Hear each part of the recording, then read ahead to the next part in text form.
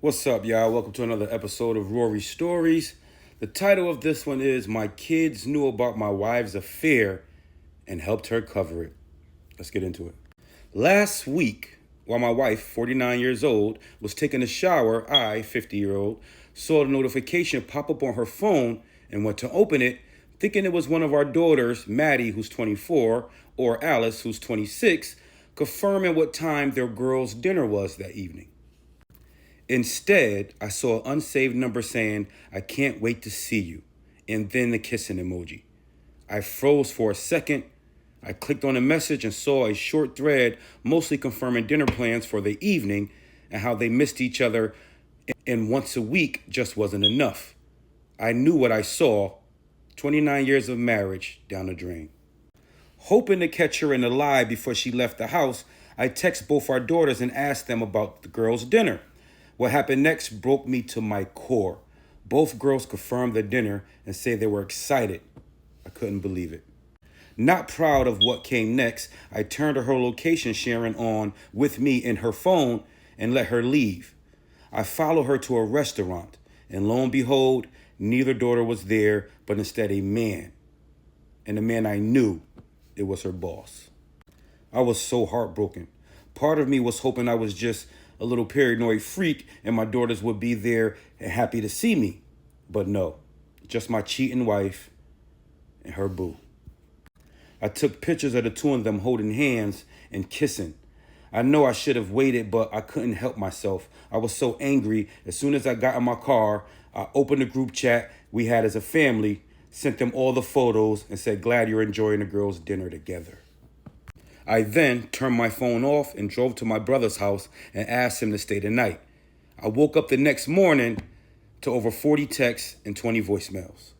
My wife went through the cheater's playbook of excuses. I didn't even listen to her voicemails. I was about to respond with, I will be getting a divorce. I recommended a lawyer, but my brother stopped me. He told me to meet with a bunch of lawyers first and make sure she couldn't use them. So instead, I just sent the group chat telling them that I'm physically fine, but need time. I will come home when I'm ready. I then muted my phone. I called different lawyers that looked to be the best in town that morning for appointments, met with all of them, and picked the one who looked ready to treat this as a scorched earth as possible. Finally, after spending all day with lawyers, I looked through my messages and both my daughters were apologizing. My young daughter, the daddy's girl of the two, was manic. She had texted me almost 50 times saying she never should have lied and hated every time. Her boyfriend even reached out asking me to please reach out to her, that he didn't know what was going on, but that she was on the verge of a panic attack. Maddie, I love you, but please understand what you've done to me has hurt me deeply, and I need you to give me space, I text. And within seconds got a reply, okay, I'm so sorry, Dad. I never should have helped. I'll never forgive myself. I love you too. I didn't respond. Alice was different. We always had a good relationship, but she was a mama's girl through and through. She said she was sorry, but I shouldn't throw away a good marriage because of one mistake. This made me furious. Alice, this isn't a mistake. This is betrayal from my whole family. Please don't reach out again until I make the first contact. I know Alice showed her mom because her mom texted me saying that I shouldn't take it out on Alice. I never responded to her mom. I'll never talk to that lady again except through lawyers. This all happened 5 days ago. I'm still at my brother's house and can't contain my feelings. I cry every morning and most of the day. I oscillate between complete debilitating sadness and all-consuming anger. Losing my wife will be hard enough, but how do I ever look at my children the same again?